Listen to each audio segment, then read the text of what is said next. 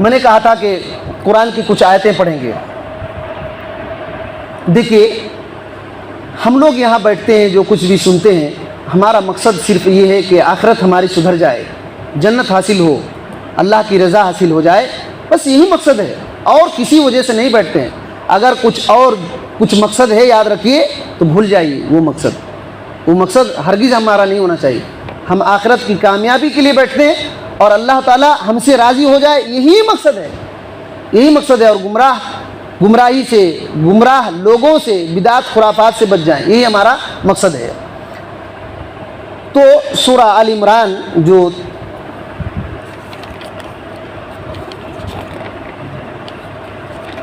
جو میں آیت بتانا چاہوں گا, سورہ آل عمران جو 3 نمبر کی سورہ ہے اس کی آیت نمبر ایک بار 15 پڑھیے.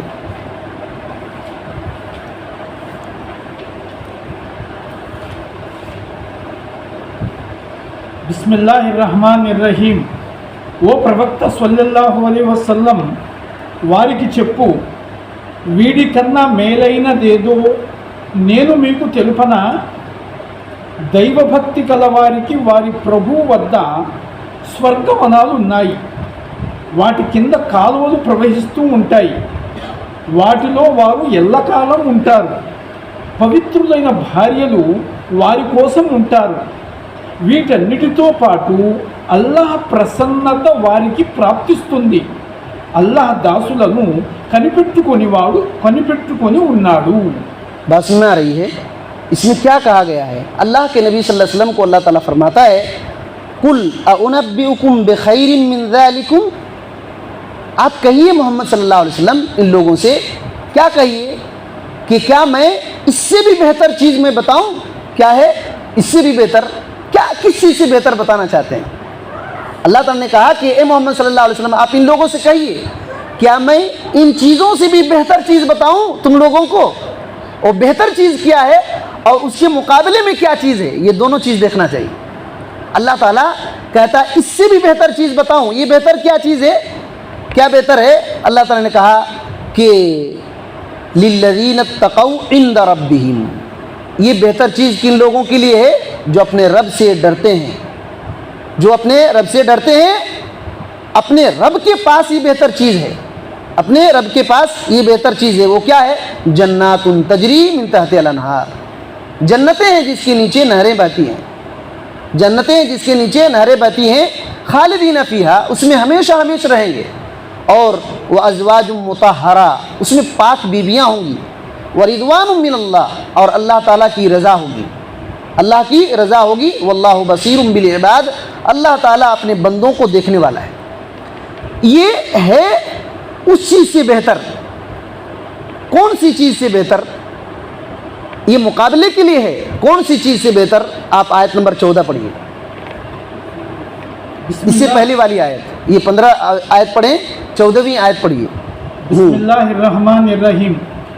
స్త్రీలు, కుమారులు, పోగు చేయబడిన వెండి బంగారు రాసులు, అచ్చు వేయబడిన మేలిజాతి గుర్రాలు, పశువులు, పంట పొలాలు వంటి వ్యామోహాలపై ప్రేమ జనులకు మనోజ్ఞముగా చేయబడింది. ఇది ప్రాపంచిక జీవన సామాగ్రి. మరలిపోవలసిన అత్యుత్తమమైన నివాసమైతే అల్లాహ్ వద్దనే ఉంది. بات سمجھ آ رہی؟ 7 چیزوں کا ذکر ہے اس میں. 7 چیزوں کے مقابلے میں اللہ تعالیٰ نے بیان کیا کہ ان 7 چیزوں سے بہتر بھی ایک چیز ہے جو متقی لوگوں کے لیے اپنے رب کے پاس ہے. متقی لوگوں کے لیے اپنے رب کے پاس ہے. اور وہ کیا ہے؟ جنت. جنت, اور جنت میں پاک بیویاں اور اللہ کی رضا. اللہ کی رضا. یہ اس کے مقابلے میں کیا ہے؟ زُيِّنَ لِلنَّاسِ حُبُّ الشَّهَوَاتِ مِنَ النِّسَاءِ وَالْبَنِينَ وَالْقَنَاطِيرِ الْمُقَنطَرَةِ مِنَ الذَّهَبِ وَالْفِضَّةِ وَالْخَيْلِ الْمُسَوَّمَةِ وَالْأَنْعَامِ وَالْحَرْثِ ذَلِكَ مَتَاعُ الْحَيَاةِ الدُّنْيَا وَاللَّهُ عِنْدَهُ حُسْنُ الْمَآبِ. کیا کہا کہ لوگوں کو ان کے جو خواہشات کی چیزیں ہیں यानी औरत, बेटे, सोने और चांदी के बड़े बड़े ढेर, सोने और चांदी के बड़े बड़े ढेर, देखिए सोने चांदी के बड़े बड़े ढेर, और निशान लगाए हुए घोड़े और चौपाए जानवर और खेती बाड़ी, ये सब के सब जीनत और चमका दिया गया है इनको, लोगों के लिए इनको जीनत दे दी गई है। लोग इसके तरफ माइल होते हैं, लोग इसकी तरफ माइल होते हैं, मगर ये सब दुनियावी चीज़ें हैं, मगर ये सब दुनियावी चीज़ें हैं। और अल्लाह के पास बेहतरीन ठिकाना है, अल्लाह के पास बेहतरीन ठिकाना है। इसके मुकाबले में 15वीं आयत में बतला दिया गया कि उससे बेहतर चीज़ क्या है, अल्लाह के पास जन्नत है। अच्छा, ये तो अल्लाह ताला ने मुकाबले कर दिया, ठीक है, मुकाबला कर दिया, लेकिन अल्लाह ने ये भी फैसला किया है, ये भी फैसला किया है कि इस दुनिया की 7 जो चीज़ें हैं, इसके मुकाबले में जन्नत है, इसका हकदार कौन होगा, ये भी अल्लाह ने बतलाया। आगे की आयत पढ़िए, 16-17 पढ़िए, इसका हकदार कौन होगा। देखिए ये सब आयतें पढ़ते हैं, अल्लाह अकबर, हमारी तड़प ये होनी चाहिए कि ऐसे ही लोग हम बनेंगे, ऐसे ही लोग बनेंगे, ये हमारी तड़प होनी चाहिए। अब देखिए, బిస్మిల్లాహిర్రహమానిర్రహీం.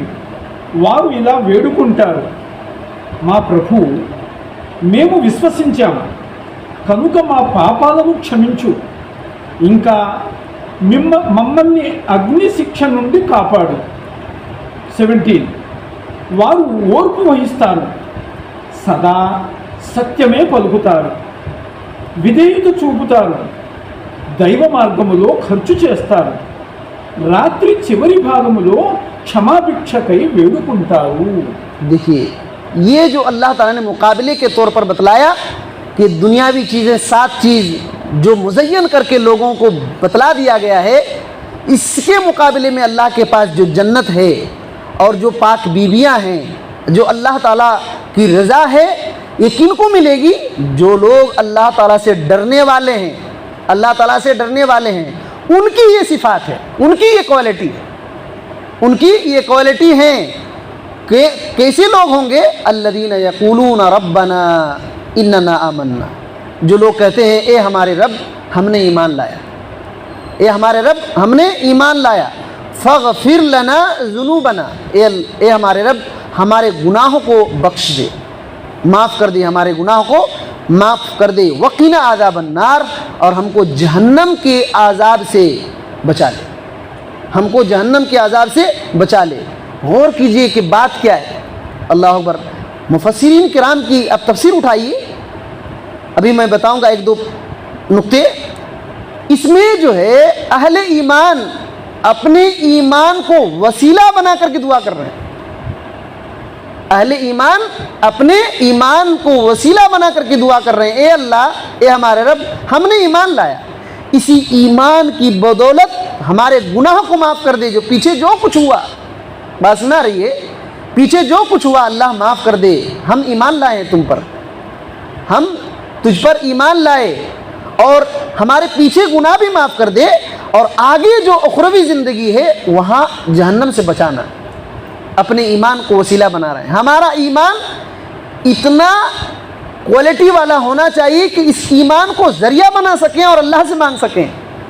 मसला ये है, हमारा ईमान इतना गया गुजरा पुराना और ख़त्म है कि वो काबिल नहीं है कि इस ईमान के ज़रिए से जन्नत को ख़रीद ले। मसला ये है, इसी वजह से अगर किसी के ईमान में शिर्क की मिलावट है तो वो काबिल है, उसमें बिदात मुकफ़िरा भी मिला हुआ हो तो काबिल होगा। इसी वजह से अपने ईमान को कितना साफ़ करने की ज़रूरत है उतना साफ़ कर लेना चाहिए, बिदात से, खुराफात से, शिर्क से पाक करना चाहिए, ताकि ईमान काबिल बन सके और इस ईमान के ज़रिए से अल्लाह ताला से हम दुआएं कर सकें।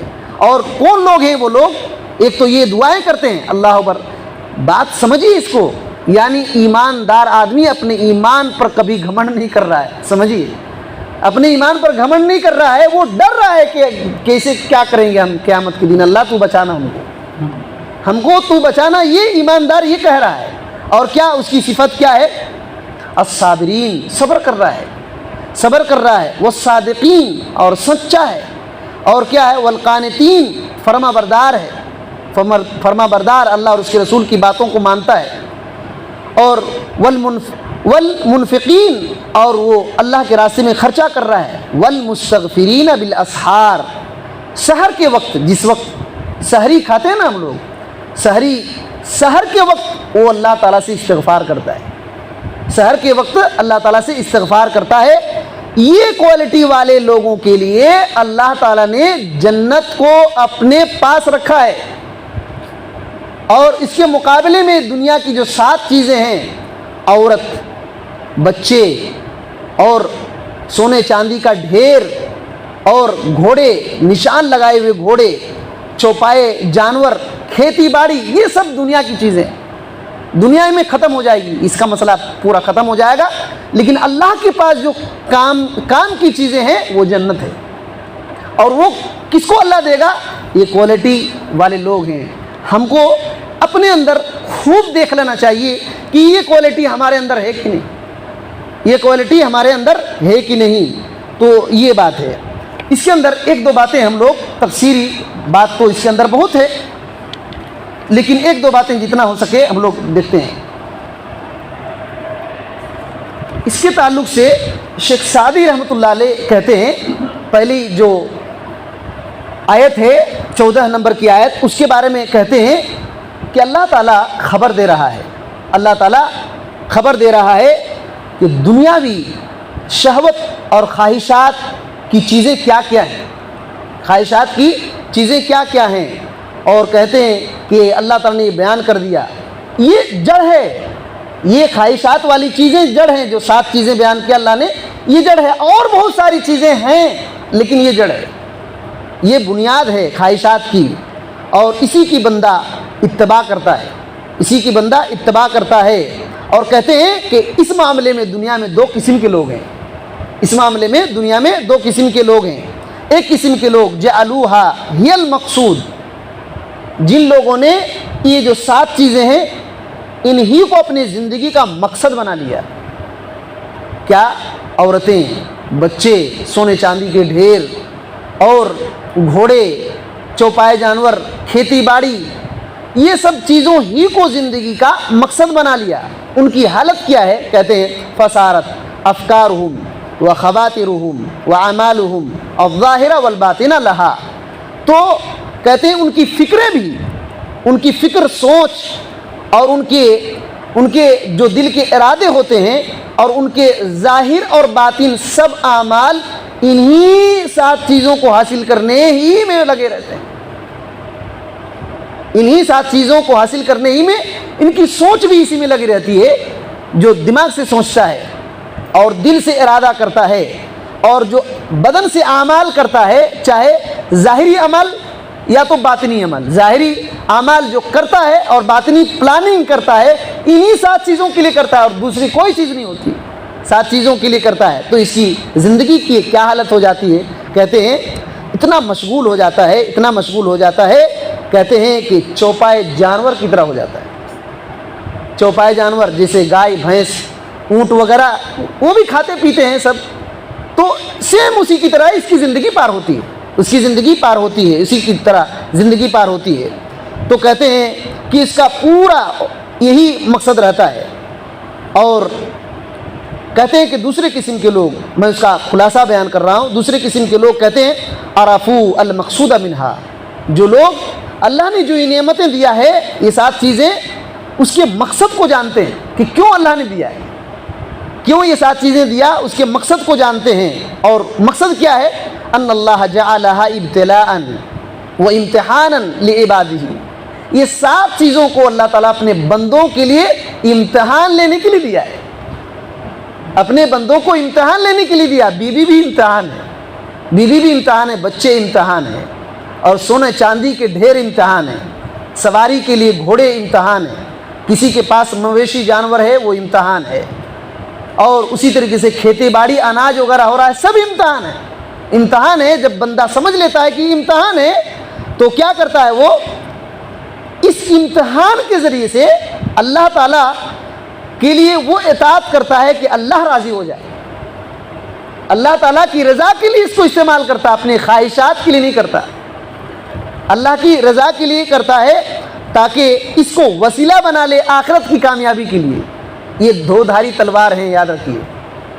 تلوار سے اگر کوئی آدمی اپنے سے کاٹ لیتا ہے تو دشمن کو کاٹتا ہے۔ اسی طریقے سے یہ 7 چیزیں ہیں، اسی طریقے سے یہ 7 چیزیں ہیں۔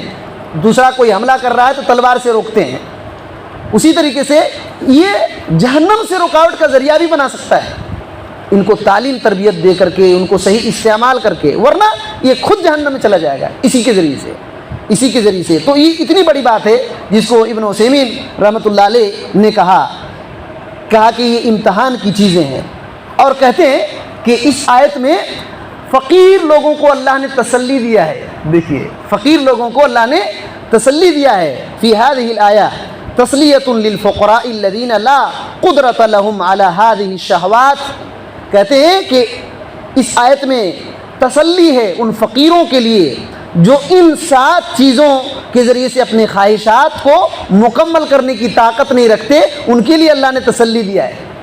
ان کے لیے کیا تسلی دیا کہ مالدار لوگ جو ان چیزوں کے ذریعے سے اپنے خواہشات کو مکمل کرتے ہیں، تمہارے پاس یہ نہیں ہے تو گھبراؤ نہیں، تمہارے رب کے پاس اس سے بھی بہتر چیز ہے، تمہارے رب کے پاس اس سے بھی بہتر چیز ہے۔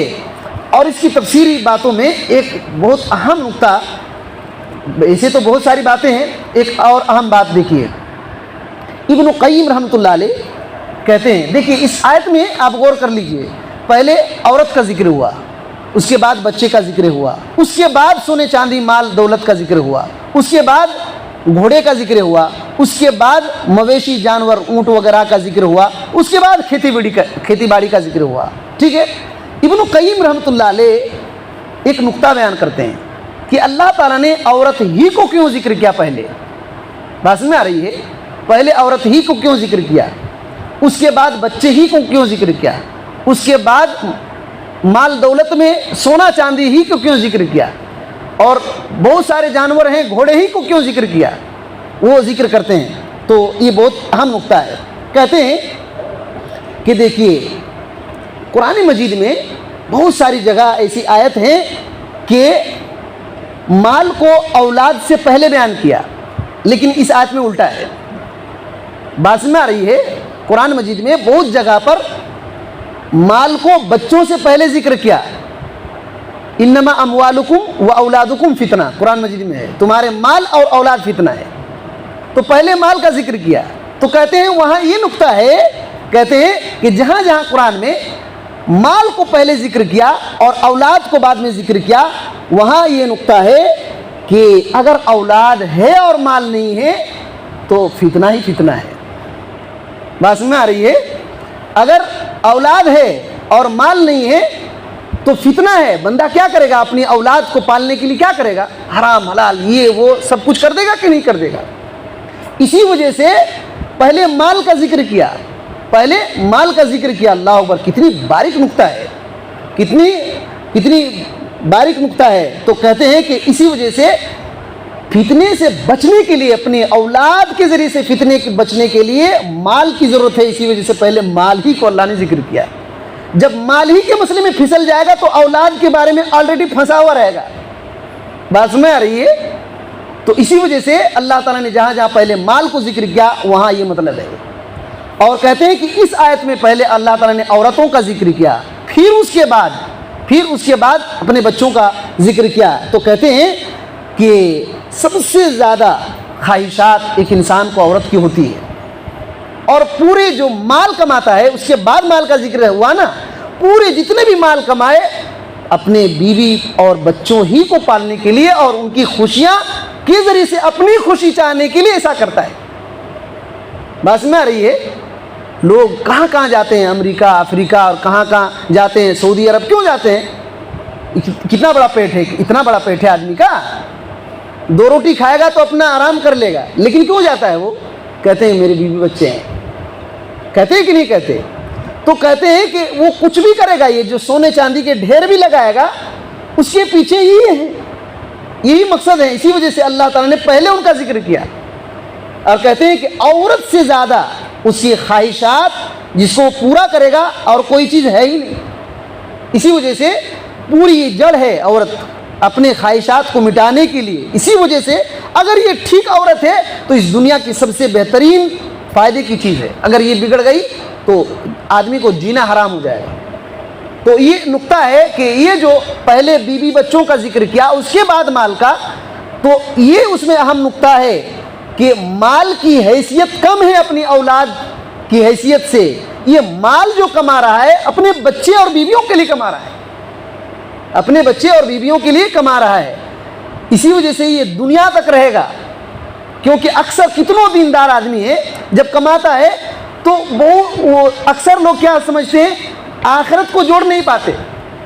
بات میں آ رہی ہے کہ کتنوں دیندار آدمی ہے جب وہ کمائی کرنے لگتا ہے نا تو اس کی دماغ میں بیوی بچے ہی رہتے ہیں. اگر وہ جوڑ لے کہ میں اللہ کے لیے کما رہا ہوں تو اس کا بہت بڑا فائدہ ہو جائے گا, لیکن یہ دماغ میں بہت سارے لوگوں کو آ ہی نہیں پاتا ہے.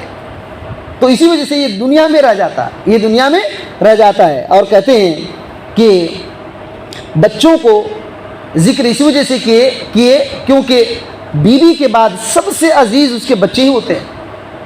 بیوی کے بعد سب سے عزیز اس کے بچے ہوتے ہیں, اور جو کچھ بھی کماتا ہے اپنے بچوں کے ذریعے سے اپنی خوشی چاہتا ہے. وہ اپنی خوشی, بچوں کو خوش کر کے اپنا خوش ہونا چاہتا ہے.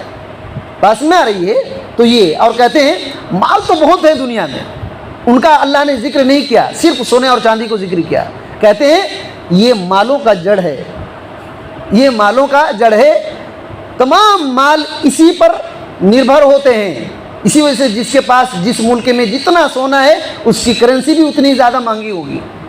تو اللہ تعالیٰ نے مالوں کا جو جڑ ہے ان دونوں چیز کو, سونا اور چاندی کا ذکر کیا. اور بہت سارے مال ہیں لیکن ان تمام مال اسی سونے چاندی کے تابع ہیں, اسی سونے چاندی کے تابع ہیں. اور گھوڑے کا ذکر کیا کیونکہ گھوڑا طاقتور ہوتا ہے اور خاندان اور ملک اور گاؤں کے لیے ایک شان ہوا کرتا ہے.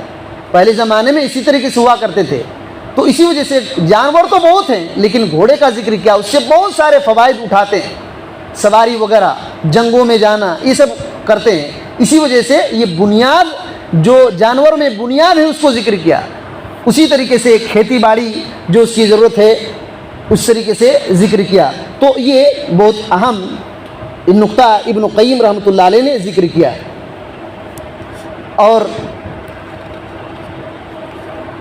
ابن عثیمین رحمۃ اللہ علیہ نے ایک بات ذکر کیا ہے اپنی تفسیر کے اندر, زین للناس, جو لوگوں کے لیے اس کی لذت کی چیزیں, 7 چیزیں جو بیان کر دیا اللہ تعالیٰ نے, اس کے بارے میں ابن عثیمین رحمۃ اللہ علیہ نے کئی ذکر کیا.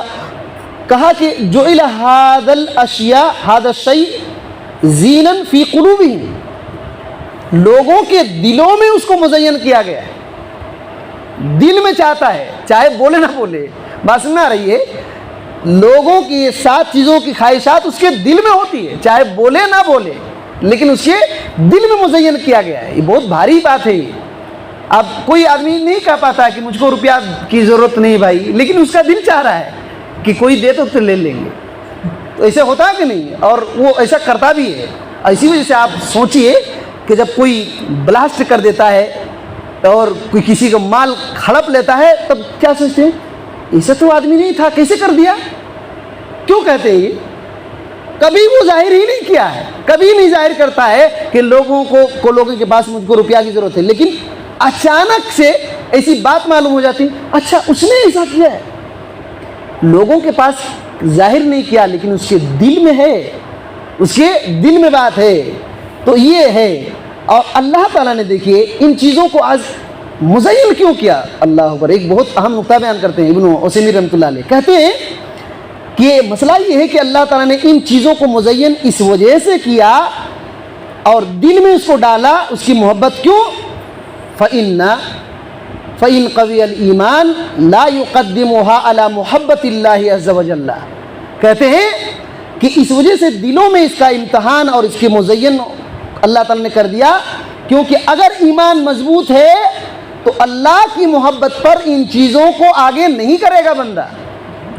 بات میں آ رہی ہے, اگر اللہ پر ایمان مضبوط ہے تو وہ بندہ اللہ کی محبت کے آگے ان 7 چیزوں کو آگے نہیں بڑھائے گا. کہنے کا مطلب یہ ہے کہ جو آدمی ان 7 چیزوں کو آگے بڑھا دیتا ہے اللہ کی محبت کے آگے وہ بندے کا ایمان خطرے میں ہے، اس بندے کا ایمان خطرے میں ہے۔ اب سمجھنا چاہیے کہ ہم لوگوں کو اپنا امتحان لینا چاہیے خود بخود کہ ہم اللہ تعالیٰ کی بات کو اپنی اولاد، اپنے بال بچے، اپنے بیوی، اپنے مال سے بھی زیادہ اہمیت دیتے ہیں کہ نہیں دیتے؟ اگر دے رہے ہیں تو ایمان ٹھیک ٹھاک ہے، اگر نہیں تو خطرے میں ہے، نہیں تو خطرے میں ہے۔ اور بہت ساری باتیں ہیں۔ اور ایک بات دیکھیے، یہاں جو کوالٹی بیان کیا گیا جن کے لیے تیار ہے جنت، کیا کہا؟ صبر کرنے والے۔ کس چیز کے صبر؟ صبر تین طرح کے ہوتے ہیں، تین طرح سے صبر ہوتے ہیں۔ ایک تو یہ ہے صبر میں کہ اللہ رب العالمین کی معصیت پر صبر کرنا، یعنی اللہ نے روکا ہے رک جانا، یہ بھی صبر ہے۔ اور دوسرا ہے کہ اللہ تعالیٰ کی اطاعت میں صبر کرنا، اللہ تعالیٰ نے کہا ہے کرنے کے لیے، چاہے ہم کو تکلیف ہو کیا بھی ہو، کرتے ہوئے گزر جانا۔ اور دوسری اللہ کی تقدیر پر صبر کرنا، ہماری تقدیر میں اگر دکھ، مصیبت، پریشانی، امتحان لکھا ہوا ہے اس پر بھی صبر کرنا، شکوہ شکایت نہیں کرنا۔ یہ تین طرح سے صبر ہوتے ہیں، تین طرح سے صبر ہوتے ہیں۔ اور کہا سچے لوگ کے لیے، کون سچے، کیسے سچے؟ کہتے ہیں اس کے بارے میں سچے کون لوگ، شیخ سعدی رحمۃ اللہ علیہ تفسیر کرتے ہیں فی ایمانہم و اقوالہم و احوالہم، جو اپنے ایمان میں سچے ہیں اور اپنی باتوں میں سچے ہیں اور اپنی حالات میں سچے ہیں۔ دیکھیے اپنے ایمان میں بھی سچے اور اپنے باتوں میں بھی سچے، اپنی حالتوں میں بھی سچے۔ اگر دیکھیے بہت اچھا حالت ہے، اچھی حالت ہے، لیکن ایمان میں سچا نہیں ہے، کھوٹ ہے، شرک ہے، بدعت ہے، کوئی کام کا نہیں، حالت خوب اچھی ہے لیکن ٹھیک نہیں ہے، ایمان بھی ہے اور بات سچی نہیں کر رہا ہے، تو کیا فائدہ؟ بات بھی ٹھیک ٹھاک ہے لیکن حالت سچ نہیں ہے، دھوکے میں پڑا ہوا ہے، دوسرے کو دھوکا دے رہا ہے، تو اس میں نقصان میں ہے۔ اور اسی طریقے سے المنفقین، جو اللہ کے راستے میں خرچہ کرتے ہیں، جو کچھ بھی اللہ تعالیٰ نے اس کو دیا ہے اللہ تعالیٰ سے قریب ہونے کے لیے خرچہ کرتے ہیں، دوسرے کو دکھانے کے لیے نہیں۔ اور تیسری جو سحر کے وقت استغفار کرتے ہیں، شیخ سعدی رحمۃ اللہ علیہ کہتے ہیں کہ اللہ تعالیٰ نے ان کی اچھی اچھی چیزوں کو بیان کیا۔ دیکھیے صبر کرنے والے، صبر اچھی چیز ہے کہ نہیں؟ صبر اچھی چیز ہے کہ نہیں؟ اسی طریقے سے سچائی اچھی چیز ہے کہ نہیں؟ اسی طریقے سے راستے میں، اللہ کے راستے میں خرچہ کرنا اچھی چیز ہے۔ اللہ تعالیٰ نے اس کی تعریف والی چیزوں کو بیان کیا، اس کے بعد استغفار کا ذکر کیا۔ استغفار کیوں ہوتا ہے؟ استغفار کیوں ہوتا ہے؟ غلطی سے استغفار ہوتا ہے نا، تو کہتے ہیں کہ اللہ تعالیٰ نے ان کی خوبیوں کو پہلے بیان کیا، اس کے بعد یہ لوگوں کی استغفار کا ذکر کیا۔ اتنی خوبی رہنے کے باوجود بھی یہ لوگ اپنے آپ کو کمی ہی محسوس کرتے ہیں، ان کو تکبر اور غرور اور گھمنڈ نہیں ہوتا ہے، اتنی خوبیاں ہیں جس کو اللہ بیان کرتا ہے، لیکن پھر بھی اتنا خشوع خضوع اور اپنے آپ کو کمی محسوس کرتے ہیں کہ صبح کے وقت اٹھ کر کے دعا کرتے ہیں، صبح کے وقت اٹھ کر کے دعا کرتے ہیں۔ تکبر نہیں ہے ان کو، اپنے اچھائیوں پر تکبر نہیں کرتے، یہ اس کا مطلب ہے، یہ اس کا مطلب ہے۔ اور بہت ساری باتیں ہیں تفسیری، اس آیت کریمہ کی تفسیری آیتیں بھی بہت ساری ہیں، وقت کافی ہو گیا۔ اللہ تعالیٰ سے دعا کرتے ہیں کہ اللہ تعالیٰ ہمیں ان باتوں کو صحیح صحیح سمجھنے کی توفیق دے۔ اللہ تعالیٰ ہم کو صحابہ کرام رضوان اللہ علیہم اجمعین کے طریقے کو سمجھنے کی توفیق دے، اسی راستے پر چلنے کی توفیق دے۔ ہر قسم کی بدعات، خرافات، شرک اور رسم و رواج سے اللہ بچائے، نئے نئے فتنوں سے اللہ تعالیٰ ہم کو بچا لے، اور صراط مستقیم کو پہچاننے، قبول کرنے، اس پر چلنے، اسی پر جینے مرنے کی توفیق دے۔ ہماری غلطیوں کو اللہ تعالیٰ معاف فرمائے، آمین۔ السلام علیکم ورحمۃ اللہ وبرکاتہ۔